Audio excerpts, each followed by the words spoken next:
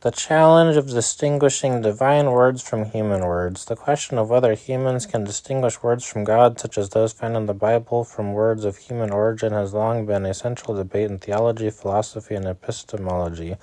At its core, this inquiry probes the limits of human perception, the nature of divine communication, and the role of faith in interpreting sacred texts. While some assert that the divine words can be recognized through spiritual insight, others argue that such recognition is inherently subjective and unverifiable. This essay explores the challenges of distinguishing divine words from human words, the philosophical implications of such a distinction, and the potential avenues for addressing this complex issue. The nature of divine communication. Religions that claim divine revelation, such as the Abrahamic faiths, often present their sacred texts as inspired or directly communicated by God. For example, Christians regard the Bible as God-breathed, 2 Timothy 3:16. Muslims view the Quran as the literal word of God revealed to Muhammad, and Jews hold the Torah as divinely inspired. However, these texts were written, compiled, and transmitted by human hands, leading to the question, how can one discern divine authorship in a text mediated by humans? Proponents of divine communication often point to internal evidence within sacred texts, such as moral teachings, fulfilled prophecies, or perceived coherence, as signs of divine origin. Others argue that divine words resonate uniquely with the human spirit, creating a sense of conviction or enlightenment. Yet these criteria are subjective and vary widely across cultures and individuals, making it difficult to establish universal standards for identifying divine words. The limits of human perception. One of the primary challenges in distinguishing divine words from human ones lies in the limitations of human cognition and perception. Humans interpret language through the lens of culture, experience, and personal biases.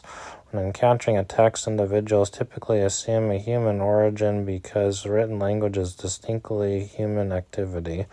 Without direct evidence of divine intervention, such as an undeniable miracle accompanying the text, it is natural to attribute the words to human authorship. Furthermore, even if divine words were communicated, they would need to be expressed in human language to be understood.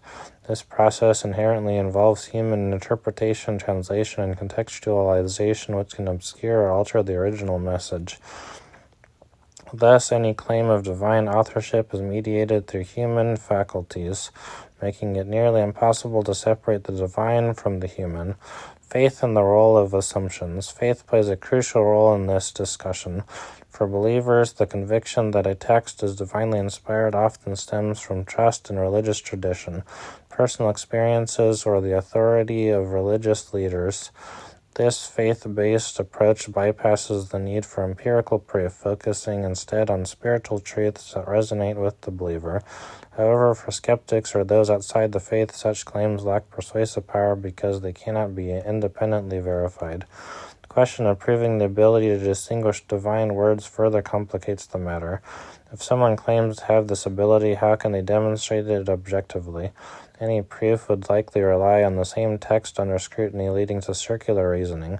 For example, citing a prophecy in the Bible as evidence of divine authorship assumes the text's divine origin in the first place. The role of debate and inquiry. While the inability to definitively distinguish divine words from human ones may seem to undermine the validity of sacred texts, it also opens the door for meaningful debate and inquiry. Philosophers and theologians have long explored the interplay between faith and reason, examining how humans grapple with questions of divine communication.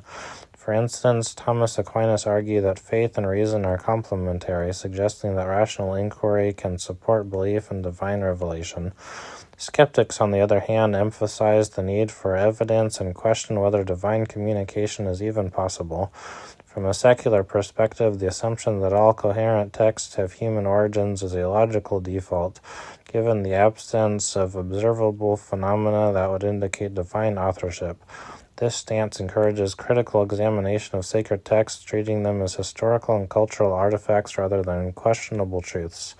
Conclusion. The question of distinguishing between words from God and words from humans ultimately reflects the broader tension between faith and skepticism. While believers may rely on spiritual conviction to affirm the divine origin of sacred texts, skeptics emphasize the limitations of human perception, and the lack of empirical evidence. Both perspectives highlight the complexity of interpreting texts that claim divine authorship, underscoring the subjective nature of such judgments. In the end, the ability to distinguish divine words from human ones may remain beyond human reach.